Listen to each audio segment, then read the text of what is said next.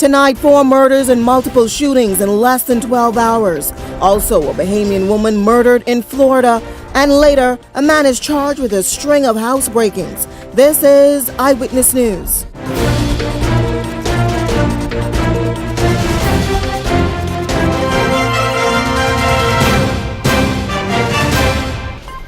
Eyewitness News brought to you by Flow Evo, powered by BTC. Flow Evo is here. A spree of shootings overnight leaves 4 persons dead and a community reeling. Good evening, everyone. I'm Janae Noel Ferguson. Thanks so much for joining us. Off the top tonight, the latest incident taking place in the Kemp Road community early this morning. Gunshots rang out, claiming the lives of 2 men. Janelle Longley has the details in tonight's top story. Two blocks from here is where I grew up, and they had a crime scene there. Why Camp Road in a lockdown? But when y'all hear they murder or kill someone in Camp Road, the whole police force is here with cars. Why they in here this morning? Residents today voicing their displeasure with the way the Royal Bahamas Police Force has dealt with a double shooting incident in the Camp Road area this morning. I lose my children's father, my husband, everything. The deceased mother here to see your last child remains. Y'all don't even want her to see your child. Then I ask y'all to go through to get my baby, which is only 7 months. The police officer push up on me and then tell me, oh, mom, this is a crime scene. Why Camp Road in a lockdown this morning? So if this incident occur, y'all could at least had some kind of intake on it. Y'all telling us assist the police. The police ain't assisting us. If they had done their job from being around here last night when shots were fired around the corner, Abraham Street, a lot of shots were fired around there. No police even went around there to see the bullet, pick a bullet, nothing. But then come around here talking, but it's gang related and it's the company you keep. Come on, these police doing for more. They doing for more. According to Superintendent of Police and Press Liaison Shanton Olds, shortly after 7 a.m. this morning, police responded to a call on White's Edition Camp Road after receiving reports that persons were injured. Upon arriving at the scene, 2 males were pronounced dead and 1 was transported to the hospital in stable condition. The investigations are still in the early stages. However, police are making headway with their investigations, according to Commissioner of Police Anthony Ferguson. The incident involved a single vehicle that drove through this location, and occupants from that vehicle fired indiscriminately, thereby fatally injuring 2 persons. The victims were unofficially identified as Valentino Cox, also known as Porky, and Timothy Lewis, also known as Amber. And a resident said that these were not problematic individuals. Be good, but I know Amber good, and he is he in middle age, calm young man, not working. He barely have an ID for himself, and he go out and he help the community. That's about it. The police got hollowed and say, oh, it was the company you keep. How it's the company you keep when even if you look at the persons that were shot, you could tell they don't mix, they don't gang relate, they don't do nothing. Now, police maintain that they are still seeking the public's assistance in this and any other ongoing investigation. Janelle Longley, Eyewitness News. Well, hours after that shooting, senior police officials, joined by members of the Bahamas Christian Council, conducted a walkabout in the Camp Road community and at the Porters Key dock. Now, while many said that it was a reactive approach, the group hoped to allay fears over the increasing crime problems. And Jessica Brown has the details. We are in control of this country. We are in control of this criminal activities in the Providence. And so the members of the public need not fear. It's the message Commissioner of Police Anthony Ferguson wants to give members of the public. Despite 4 murders in less than 12 hours, he says the country is still safe. Commissioner Ferguson said the 2 murders on Porters Key Dock Wednesday night and the double murder in Camp Road early this morning are not related. He said he has formed a special team to investigate the recent spate of homicides. I'm not going to release all the strategies what we have. Because when you go to the battleground, you cannot let the enemy know what you are going to do. There's element of surprise. You win these things by the element of surprise. If you talk too much, you're not going to be as successful as you must be. That is law enforcement standard. There's no spike, and that I think we need to stop putting fear in our people. We need to stop putting fear in our people. Murders are down. Last year, this time, so we up in each year. We intend to bring it down. The commissioner also said there is no need to increase patrols. There is adequate police officers on patrols in New Providence on any given day, doing the work that they're supposed to do. Whether it's this location, other location, police officers in great numbers were out last night. Sometimes you're not gonna be able to interdict some things, but you have to keep working with it. People in our community do not know how to socialize. They get a little bit of liquor in their head, and they want to fight. And rather than sit down and talk things over, they go and get some edge to it. He made his comments during a walkabout of Camp Road and Potters Key Dock with members of the Bahamas Christian Council who prayed for the victims and their families. Christian Council President Delton Fernandez said the group of pastors are concerned about the recent spike in murders. We know that as a nation, we're trying to curb this trend and help with conflict resolution, help with some of the disagreements that we have. And as pastors, our doors are open to try and help and even get out of our doors and come out and touch and talk with people if need be. We were talking to them to try to relieve some of that anger and that pent-in frustration that their loved one was taken in their mind innocently. Now, in response to recent criticism that the council's focus has not been where it should be, Bishop Fernandez said, Sometimes people criticize us just because they can criticize us. We're not going to fight back. But this is what, whether you like us or you don't like us, this is the church. And all we simply want to do is help and share the gospel of Jesus Christ and lift up his name. That's our total agenda, not trying to be popular, just trying to be effective. Sancheska Brown, Eyewitness News. Well, while police have yet to release the identities of the murder victims who were shot dead on Wednesday night at Porters Key Dock, unconfirmed reports reaching our news desk indicate that the victims were Tario Lockhart and Merrick Russell, also known as Mark. The men became the country's 29th and 30th murder victims. Deputy Police Commissioner Paul Roll telling Eyewitness News on the scene last night that a lone gunman apparently approached the duo while they were at a local business establishment on Porters Key Dock. An altercation reportedly erupted between the three men, and at some point the men who approached the other men drew a weapon and shot them. Roll confirmed that the assailants successfully fled the scene on foot. Emergency medical services were called to the scene and pronounced both men dead. Now, despite the string of violent incidents which have unfolded at Porters Key Dock within the past few months, Roll maintains that the location is a safe one. He could not confirm, however, if police would now increase their presence in the area in the wake of the most recent incidents. No, I'm not going to comment on the policing strategy. Let us deal with this homicide here tonight and try and bring some resolve to this. We have police presence on the dock, and the officers were present, and they responded and discovered those persons here tonight, and we'll continue to police as the need arises.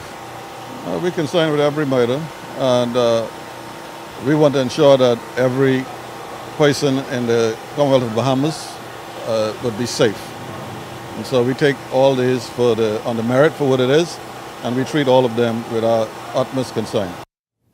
Well, the incident occurred at the Island Delight Eatery. Management releasing a press statement this morning to announce that they will close their doors to facilitate the police's investigation. Now, the press statement noted that the establishment is a peaceful environment and that an incident of this magnitude is a rare occurrence. Porters Key Dock manager Gregory Minus telling Eyewitness News today, telling Eyewitness News today that the Porters Key Dock in general is safe, but he says there are plans to increase visibility and safety in the popular Bahamian and tourist hub. No, I think Bahamians should feel free to come on Porters Key and sit, eat their conch salad, conch fritters, enjoy themselves. We're going to do a lot out here. We're looking forward to getting lights out here. We're seeking to cut out the generators shortly, hopefully before the year's out, and do some upgrade. Right here where we're standing, we're going to try to beautify this area where people can come and sit down and enjoy themselves. And so a lot of things is going to happen on Porters Key. And so we're saying to our patrons, don't stay away. Come and enjoy your country, enjoy Porters Key. Well, following this slew of murders that occurred in the capital just hours apart, Bahamas Baptist Union of Churches Superintendent Reverend Wilton McKenzie says the past 24 hours have been a disturbing time for him as he witnesses what he calls the slaughter of the nation's young men. Reverend McKenzie told Eyewitness News that he blames the weak foundation being laid down in the homes of those participating in violence. There was a time when parents impacted the lives of their children for the good. Today, it seems as though that the children have taken over, and as a result, we have this mayhem in our community, and it is to such an extent that people are virtually afraid to leave their homes because of all of the violence, the senseless killing. I believe firmly that we have a message for that and for the country, and that is Jesus is the answer. Meanwhile, police are investigating another shooting incident that left a man in serious condition in hospital late last night, according to reports. Shortly after 11 p.m., a male was sitting on the outside of a home on Anderson Street when he was reportedly approached by two armed men who demanded cash and shot him before getting into a white vehicle and speeding away. Now, the victim was reportedly transported to hospital where he is listed in serious but stable condition. Now, nothing was taken during the time of this incident, and police tell us that no one was injured. No one else, rather, was injured. Investigations are ongoing.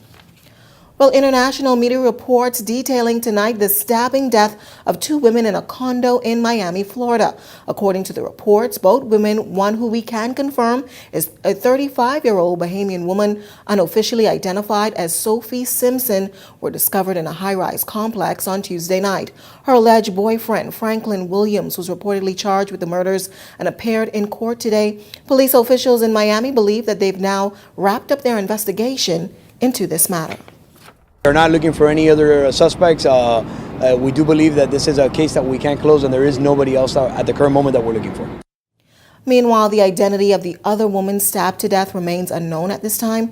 It is a story that we are continuing to follow.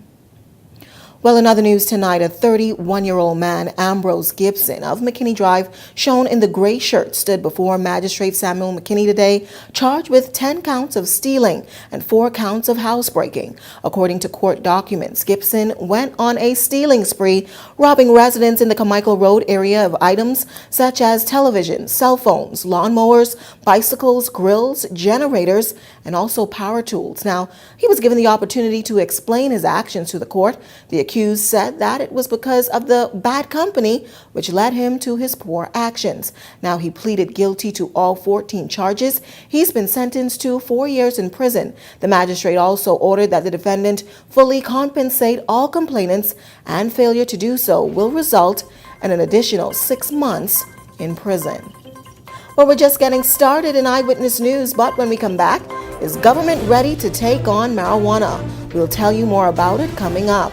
Also, taxi drivers in Grand Bahama up in arms. We'll tell you why. But first, here's a check on tonight's weather forecast.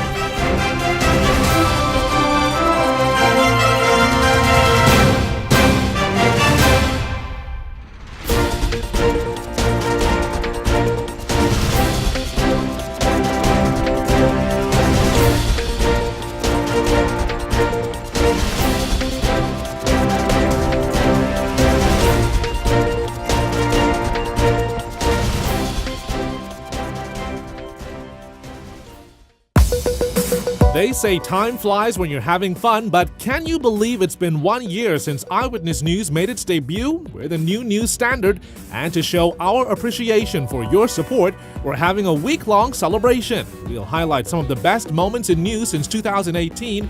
We take the fun to the streets of the capital on Saturday at 11 a.m. with an exciting float parade.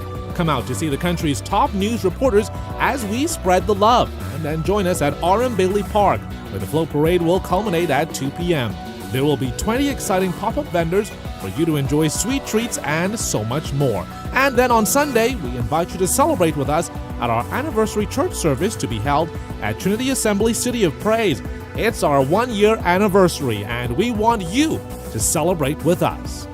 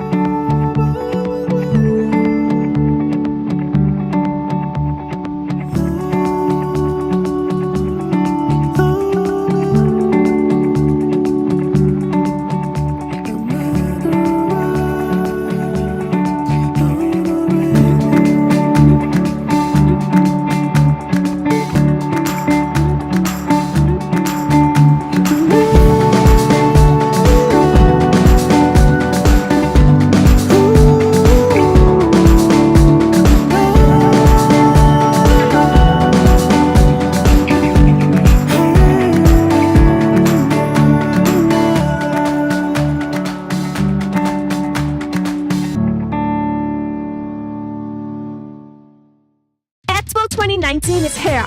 It all comes together at the Expo site on Glaston Road. Expo 2019 will feature livestock and culinary competitions. Catch the Grizzly Pig, the Bahamas Hot Pepper Eating Championships. Plus, great deals on fruit, vegetables, sauces, condiments, handicrafts, and farming supplies. Come and take part in our celebrity chef cooking classes. Admission is free. It's the 2019 Agribusiness Expo, Thursday, May 9th through Saturday, May 11th. See you there. We don't make the cars drive better. We don't make the boats ride better. And we definitely don't make the planes fly better. The one thing we do better at J.S. Johnson is give you peace of mind knowing that your insurance needs are covered. We understand how important your business is to you, whether you're just starting out or a national treasure. Let us take the risk out of your business. J.S. Johnson Insurance Agents and Brokers, giving you peace of mind. You're looking at live pictures over University Drive, where the temperature is right around 82 degrees with an expected dip to 75. This is Eyewitness News. Welcome back. Well, despite health officials reiterating that products infused with marijuana or cannabis remains illegal and are banned from store shelves, Minister of Agriculture and Marine Resources Michael Pintard says the government should look into capitalizing on industrial hemp. Now, Minister Pintard telling Eyewitness News today that while he does not want to preempt the Marijuana Commission's report, the production of industrial hemp products, he said, could have a positive impact, and his ministry is preparing for it if given the green light. And it is my hope that we do move towards the amendment of the laws to make way for industrial hemp. And so the Ministry of Agriculture, we're poised. We are already collecting legislation from other jurisdictions. In the event that that committee reports in a particular way, if it doesn't, the collection of the legislation would not be as relevant. We're already looking at the science of it. And in the event that the committee makes a decision, the Ministry of Agriculture will be poised and ready to do the work that is necessary. Well, in other news tonight, President of the Water and Sewage Management Union, Admiral Rowe, says the membership has a number of questions to ask of the corporation's board, whom they claim have acted unethically. In a press release issued earlier this week, Rowe said that the board is in the process of reviewing a new corporate guideline. The board should undergo an audit, he says, of its own. How is it that the executive chairman, Mr. Adrian Gibson, can attempt to breach and/or terminate local and international contracts without regard to the sanctity of contract or the long-term reputation of the corporation? And the second issue is, how is it that the executive chairman, Mr. Adrian Gibson, can leave the country with a general manager without formally delegating responsibility and authority for 50% of the corporation, which is 3 out of the 6 divisions were left with no response. Nobody was delegated the responsibility to manage them while he was off. Now, while Gibson could not be reached for comment up until press time, this new issue concerning the managers' union and the board comes after both sides had pledged to work together following a strike vote taken last month. Now, Roll telling Eyewitness News that the commitment seems to now have gone out the window. Well, what happened is there was a meeting supposed to have been yesterday. the corporation then canceled it and has rescheduled it for the 22nd. So obviously they're not in any mood for no early settlement of this matter. It doesn't. I mean, what we say is, it must be in good faith. So if they demonstrate not good faith, that's on them, not yours. Finally, in news tonight, taxi drivers in the nation's second city have given the government until June 7th to fix the Grand Bahama Taxi Cabs Union's outstanding issues or face the consequences, they say. At a press conference held yesterday, Vice President of the Commonwealth of the Bahamas Trade Union Congress, Kirk Russell, claimed that tour companies and private drivers are soliciting passengers at resorts, the airport, and also at the harbor, taking jobs away from taxi drivers. Now, Russell says if the Road Traffic Department does not intervene soon, drivers, he says, will withdraw their services. Fix the problem, come up with a solution, or we can help you fix the problem. The taxi drivers are only asking for one simple thing, that the law of the land be followed. That can be an unreasonable position for these taxi drivers and the union to put forward. If the Road Traffic Act say that certain things and certain privileges belongs to the taxi drivers, then we call on the powers to be to enforce it. The taxi drivers are not asking for hardship. They are not asking for anything that is unreasonable. Well, that wraps up news, but Randy Smith is off the top with the latest in sports. Good evening, Randy. Janae, the high school soccer nationals continue today at Roscoe Davies Field. Also, we have an update from Jonquil Jones and the Connecticut Sun coming up in Eyewitness Sports.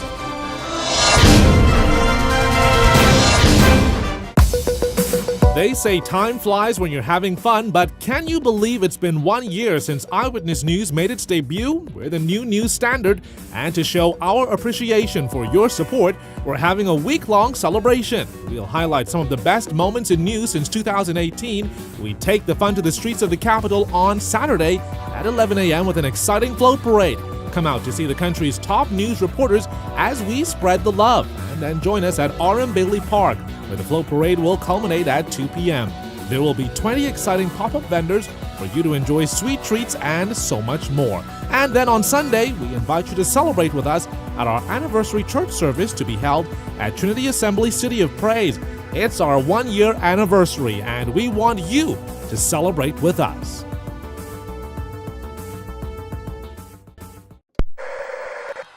The woman either win $10,000 or $50,000. Jesus Christ! It all comes down to this. Sebastian, CEO of Island Luck, is presently in the air. And we got ourselves a winner right here. Let me bring out the leader of the woman there. $20,000. Well, my God.